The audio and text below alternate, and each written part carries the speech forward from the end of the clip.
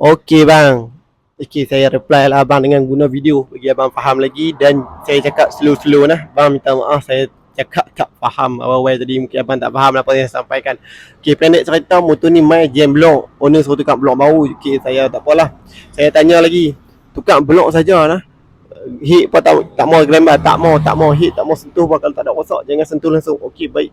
Saya cuma cuci buang karbon saja hit dia, lepas tu saya ganti gasket blok baru apa semua, saya masukkan blok baru, itu saja. Tapi dalam masa nak masuk tu, sebelum saya buang root, sebelum saya buang piston lama dia, piston tu lekat dekat root. Jadi saya tahu dah memang root dengan pin piston tu memang kecut. Oh, jadi buang, paksa buang. Bila saya nak masukkan pin piston baru, terus melekat, tak boleh masuk. Lubang tu jadi kecil sebab dia kecut. Jadi saya kata tak boleh, nak buat macam mana? Terpaksa overhaul lah. Saya betul-betul tak ada duit bang. Boleh tak kita buat cara lain? Saya cuma lah cakap, takkan abang nak guna mata putih ni nak korek bagi besar lu bang. Lepas tu dia beritahu kat ayah dia, abang boleh buat abang macam tu, sebab memang ayah betul-betul tak ada modal. Okey, sebab apa? Saya faham. Okey, baiklah. Abang boleh buat, tapi abang siap. Abang takkan tanggung apa pun akan jadi. Andai kata motor ni sehari pakai, 2 hari pakai, tiba-tiba rosak ke, jam blok balik ke, blok berasak balik ke, dia kata tak apa bang. Sebab dia dah setuju, jadi saya terus buat.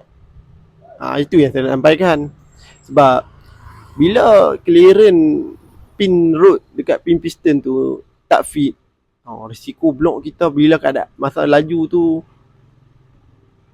mudah rosak, cepat rosak, jangka hayat dia takkan panjang. Itu yang saya nak sampaikan.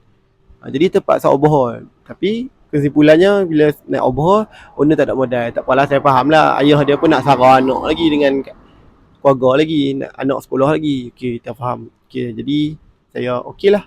Tapi saya cuma nak minta, kata kat dia jangan salahkan Pomen lah. Sebab Pomen dah bagi tahu WhatsApp apa semua, bukti apa semua, video apa semua ada, saya up. Saya hantar dekat dia.